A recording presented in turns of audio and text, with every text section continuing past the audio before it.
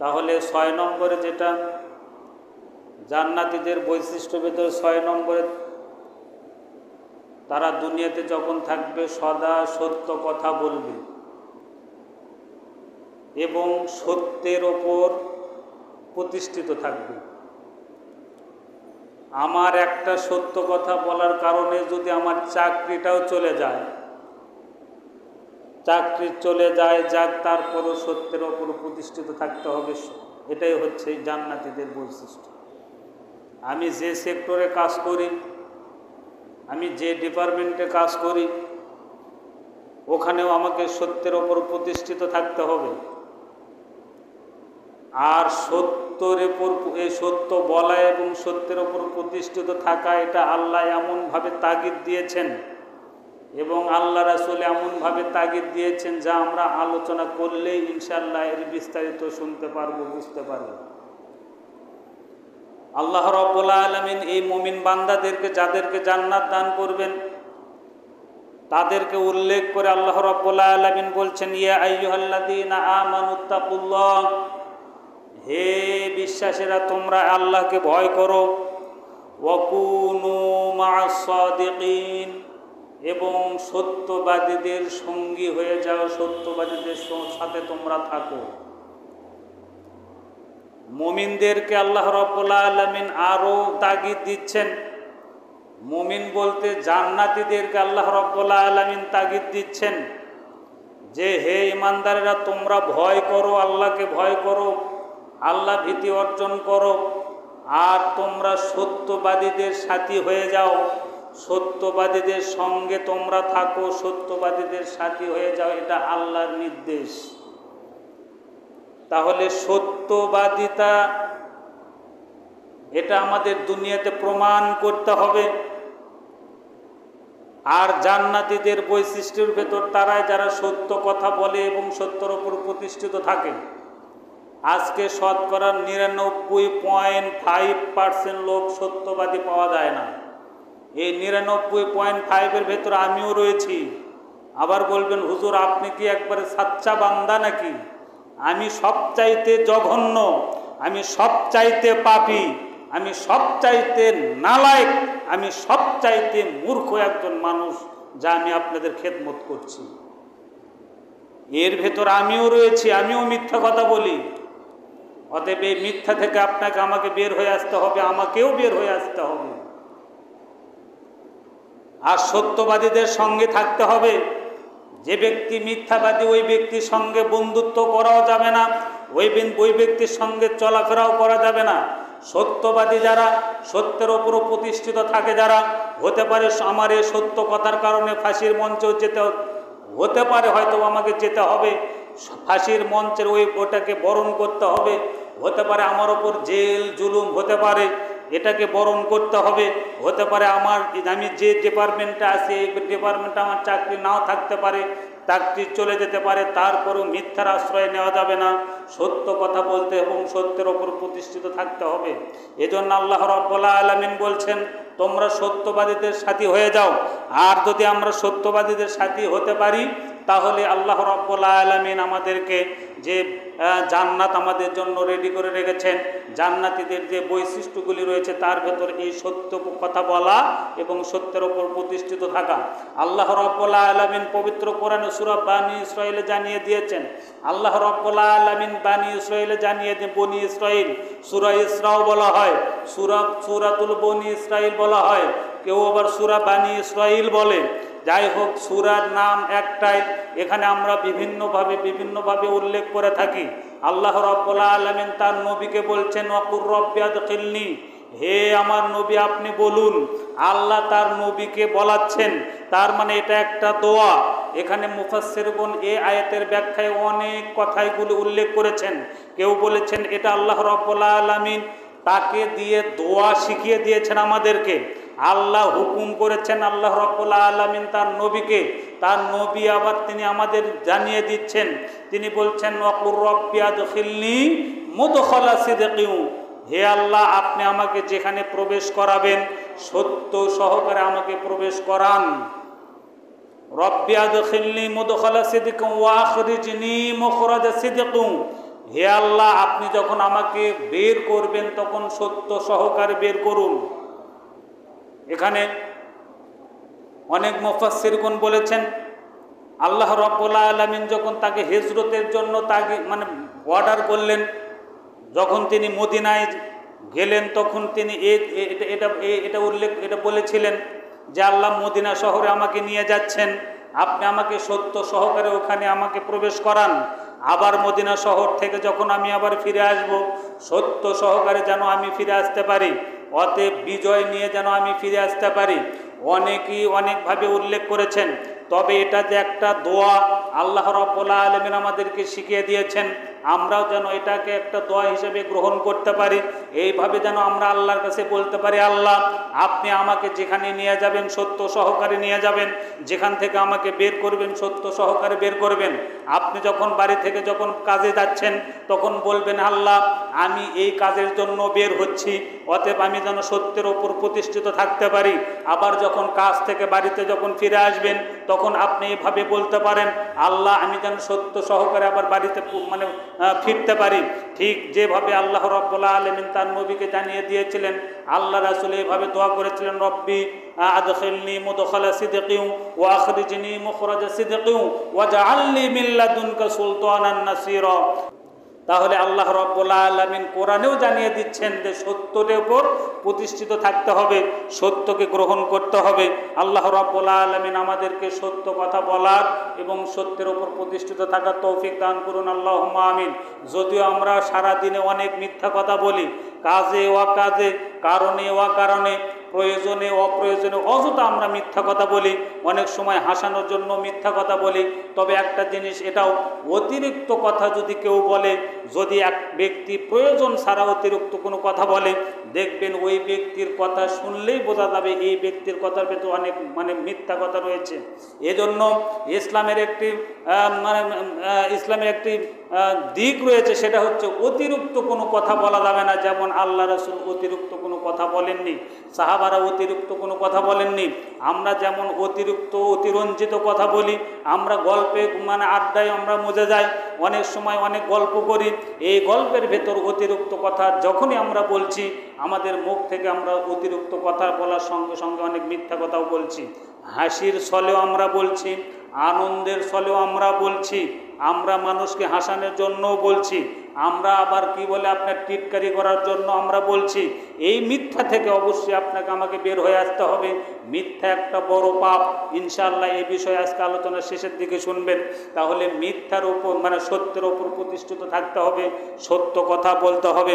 আল্লাহ রাব্বুল আলামিন আরও জানিয়ে দিয়েছেন, ইয়া আইয়ুহাল্লাযীনা আমানুত্তাকুল্লাহ, হে আমার বিশ্বাসীরা তোমরা আল্লাহকে ভয় করো।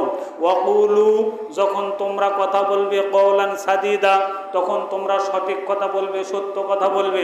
আমরা দুনিয়াতে কথা বলি না এমনটি নয়, আমরা সারা দিন কথা বলি, কথার উপরই রয়েছি। এই জবান আল্লাহ রাব্বুল আলামিন আমাদেরকে দিয়েছেন কথা বলার জন্য। যাদের জবান নাই তারা কথা বলতে পারেন না, যাদের বাকশক্তি নাই তারা কথা বলতে পারছেন না। বড় একটা নিয়ামত আজকে আমরা কথা বলছি। এই কথা যখন আমরা বলবো, আল্লাহ রাব্বুল আলামিন বলছেন, কথা যখন তোমরা বলবে কওলান সাদীদা, তখন তোমরা সত্য কথা বলবে, উত্তম কথা বলবে। অতএব সত্য এবং উত্তম কথাটাই বলার আল্লাহ রাব্বুল আলামিন আমাদেরকে তাগিদ দিয়েছেন। আমরা যদি সত্য কথা বলি, আমরা যদি সঠিক কথা বলি, তাহলে এই সত্য কথা বলার কারণে আল্লাহ রাব্বুল আলামিন ওই মুমিন বান্দাদেরকে, যে মুমিন বান্দারা আল্লাহকে ভয় করে এবং বলছেন যে আমানুত্তাকুল্লাহ, যারা হে আমার ইমানদার বিশ্বাসীরা তোমরা আল্লাহকে ভয় করো। আল্লাহর ভয় করে যখন আমি কথা বলবো, এই কথা যখন আমরা সঠিক বলবো, তাহলে এর বিনিময়ে আল্লাহ রাব্বুল আলামিন এর ফজিলত কি রয়েছে, এর ফায়দা কি রয়েছে, আজকে আমরা ফজিলতও বুঝি না, ফায়দাও বুঝি না। ফজিলতটা কি আর ফায়দাটা কি, আসুন একটু এই আয়াতের ব্যাখ্যা একটু আমরা শুনি। আল্লাহ রাব্বুল আলামিন বলছেন, ইয়া আইয়ুহাল্লাযীনা আমানুত্তাকুল্লাহা ওয়া কুলু কওলান সাদীদা, হে আমার বিশ্বাসীরা, হে আমার ঈমানদারেরা, তোমরা আল্লাহকে ভয় করো। যখন কথা বলবে তখন তোমরা সত্য কথা বলবে। যদি আমরা সত্য কথা বলি, ইউসলিহ লাকুম আমালাকুম, সকাল থেকে সন্ধ্যা পর্যন্ত, গত শনিবার থেকে আজ পর্যন্ত এর ভেতর যত পাপ করেছি আমি আপনি, আপনি পাপ করেনি এমন কথা কেউ বলতে পারবো না। আপনি হয়তো বা বলতে পারেন আমি জান্নাতের সার্টিফিকেট পেয়েছি, আমার জীবনে কখনো আমি ভুল করিনি। শুধু মানুষের ভুল ধরার জন্য আমরা আপ্রাণ চেষ্টা করি, অমুক কি বলল, অমুক কি করলো, অমুক কি বললো, এই নিয়ে আমরা ব্যস্ত। আমি নিজে কি করছি এটাতে আমরা কখনো চিন্তা ভাবনা করি না।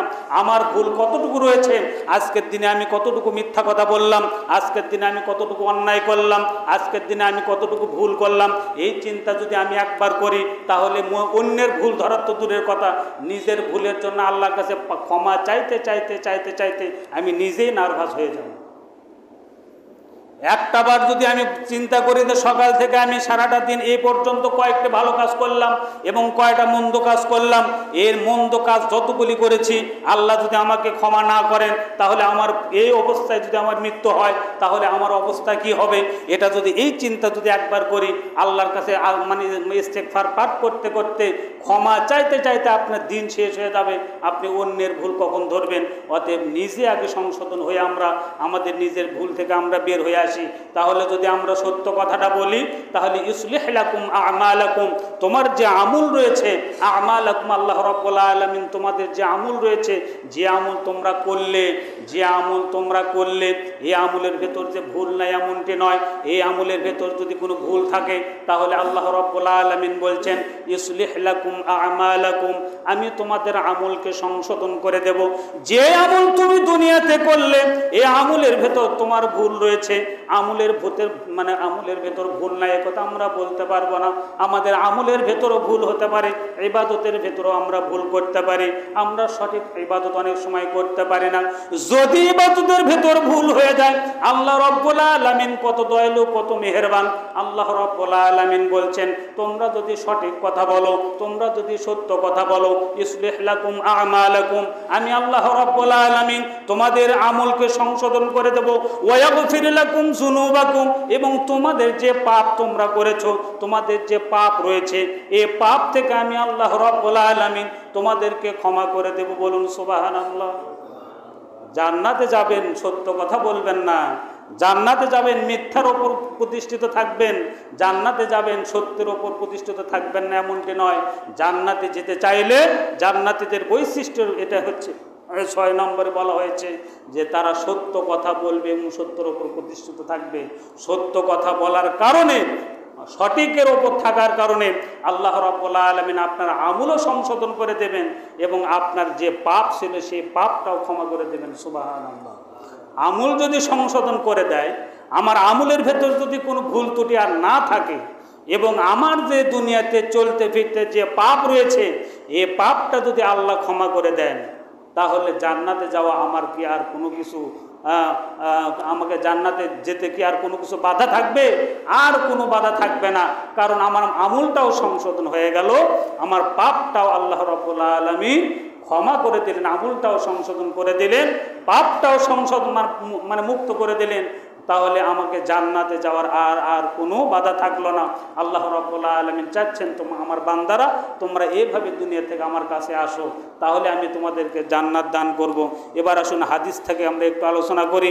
আল্লাহ রাসূল বলছেন, আবু বকর সিদ্দিক রাদিয়াল্লাহু তাআলা আনহু হতে বর্ণিত, তিনি বলেন আল্লাহ রাসূল বলছেন আলাইকুম বিসসিদকি, তোমরা সত্যের ওপর থাকো, সত্যকে গ্রহণ করো। তোমরা সত্যকে গ্রহণ করো, সত্যের ওপর প্রতিষ্ঠিত থাকো। আলাইকুম বিসসিদকি, সত্যের ওপর থাকো, সত্যের ওপর প্রতিষ্ঠিত থাকো। ফাইন্নাহু মাআল বির, কেননা এই সত্যটা কার সঙ্গে থাকে? ভালোর সঙ্গে থাকে। তোমরা সত্যের ওপর প্রতিষ্ঠিত থাকো, আর এই সত্যটা ফাইন্নাহু মাআল বিররি, কারণ এই সত্যটা থাকে সতের সঙ্গে, ভালোর সঙ্গে, নেকির সঙ্গে। সত্যর সম্পর্ক ভালোর সঙ্গে, সত্যর সম্পর্ক নেকির সঙ্গে। তাহলে তোমরা সত্যের ওপর প্রতিষ্ঠিত থাকো এবং এই সত্যটা কার সঙ্গে থাকে? নেকির সঙ্গে থাকে, সওয়াবের সঙ্গে থাকে। তারপরে আল্লাহ রাসূল বলছেন ওয়াহুমা ফিল জান্নাহ, এই সত্য এবং এই মানে সঠিক, এই সত্য এবং এই ভালো, এই সত্য এবং এই বীর, এই দুটা মিলে এর বিনিময়ে আল্লাহ রাব্বুল আলামিন জান্নাত দান করবেন। সুবহানাল্লাহ। ওহুমা ফিল জান্নাহ, এই দুটাই জান্নাতে নিয়ে যাবে। জান্নাতে নিয়ে যাবে কয়টি? একটা হচ্ছে সত্য, 2 নম্বর হচ্ছে ভালো। তাহলে সত্যের ওপর প্রতিষ্ঠিত থাকতে হবে 1 নম্বর, সত্য বলতে হবে, সত্যের ওপর প্রতিষ্ঠিত থাকতে হবে। 2 নম্বর, সত্যটা কার সঙ্গে থাকে? ভালোর সঙ্গে থাকে। সত্যটা কার সঙ্গে থাকে? সওয়াবের সঙ্গে থাকে। সত্যটা কার সঙ্গে থাকে? নেকির সঙ্গে থাকে। ওহুমা ফিল জান্নাহ, এই সত্য আর এই সঠিক, এই সত্য আর এই সওয়াব, এই সত্য আর এই নেকি, এই দুটাই আপনাকে কোথায় নিয়ে যাবে? জান্নাতে। ওহুমা ফিল জান্নাহ, এই দুটাই জান্নাতে নিয়ে যাবে। বলুন সুবহানাল্লাহ। তাহলে সত্য বলতে হবে, সত্যর ওপর প্রতিষ্ঠিত থাকতে হবে। জান্নাতীদের বৈশিষ্ট্য 6 নম্বর বলছিলাম, সত্য কথা বলতে হবে সদা সর্বদা। আমরা বলি সত্য কথা বলি, সত্য কথা কখন বলবো? যখন বিপদে পড়বো তখন মিথ্যা কথা বলে চলে আসবো, এমনটি নয়। সদা সর্বদা, সদা সর্বদা সত্য বলতে হবে এবং সত্যের উপর প্রতিষ্ঠিত থাকতে হবে। তাহলে আল্লাহ রাব্বুল আলামিন আমাদেরকে জান্নাত দান করবেন। আব্দুল্লাহ ইবনে আমর রাদিয়াল্লাহু তাআলা আনহু থেকে হাদিস আল্লাহ রাসূল বর্ণনা করেন। তিনি বলেন, আল্লাহ রাসূলকে জিজ্ঞেস করা হলো, কিলা ইয়া রাসূলুল্লাহ, হে আল্লাহ রাসূল, আইয়ুন নাস আফজাল, হে আল্লাহ রাসূল, মানুষের ভেতর সবচাইতে উত্তম কারা? সবচাইতে উত্তম ব্যক্তি কারা? কে কে উত্তম ব্যক্তি? মানুষের ভেতর অনেক মানুষ রয়েছে, এর ভেতর সবচাইতে উত্তম কারা?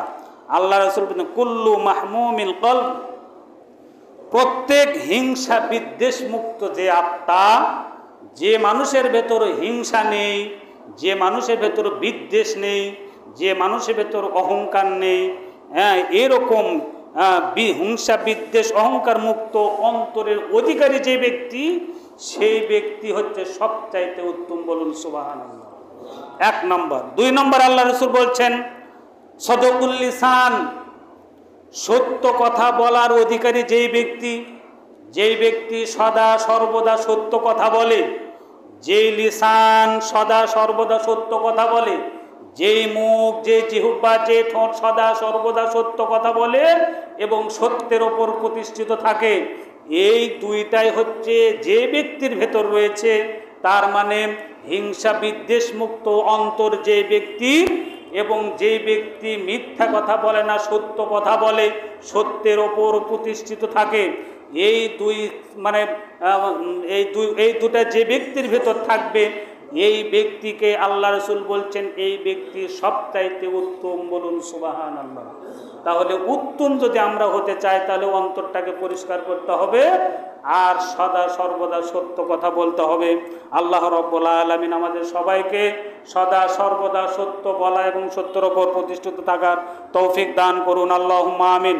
উবাদা বিন সামিত রাদিয়াল্লাহু তাআলা আনহু হতে বর্ণিত, আল্লাহ রাসূল জানিয়ে দিয়েছেন, তোমরা 6টা জিনিসের যদি আমাকে জামানত দাও, আমি আল্লাহ রাসূল তোমাদেরকে জান্নাতের জামিনদার হব। বলুন সুবহানাল্লাহ। রাসূল বলছেন, তোমাদেরকে জান্নাতের জামিনদার হব আমি, তোমাদেরকে জান্নাতে নিয়ে যাওয়ার দায়িত্ব আমার।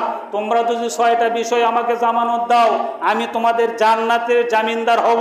6টা বিষয় আলোচনা ইতিপূর্বে বহুবার মনে হয় করা হয়েছে। আজকে 1 নম্বরে যেটা বলা হয়েছে, যখন কথা বলবে সত্য কথা বলবে। কোনো ব্যক্তি যদি যখন কথা বলে সত্য কথা বলে, এই জামানত যদি আমাকে দেয়, আল্লাহ রাসূল বলছেন আমি তার জন্য জান্নাতের জামিনদার হব কিয়ামতের ময়দানে। আল্লাহ রাসূলের কথা মিথ্যা হতে পারে না, অতএব সত্যবাদিতা হতে হবে। জান্নাতীদের বৈশিষ্ট্যের কথা বলছিলাম, অনেক বিস্তারিত আলোচনা করতে গেলে আরও সময় লাগবে। তাহলে জান্নাতীদের যে বৈশিষ্ট্য আমরা যেটা আলোচনা আজকে শুনলাম, এতটুকু পর্যন্ত আমরা কোরআন এবং হাদিস থেকে, আমি আমার বাবার কথা, আমার দাদার কথা, নানা নানির কথা, আমার আত্মীয় স্বজন, বই পুস্তকের কথা আমি বাদ দিয়ে স্রেফ কোরআন এবং হাদিস থেকে যতটুকু আপনাদের সামনে বললাম, জান্নাতীদের বৈশিষ্ট্য যে বিষয়গুলো আমি আলোচনা করছি আজকে এবং যে বিষয়ে আলোচনা করলাম, কোরআন এবং হাদিস থেকে যতটুকু আমরা বুঝতে পারলাম, জান্নাতে যেতে চাইলে, জান্নাতীদের বৈশিষ্ট্যের ভেতর যদি আমরা থাকতে চাই, তাহলে সত্য কথা বলতে হবে এবং সত্যের উপর প্রতিষ্ঠিত থাকতে হবে।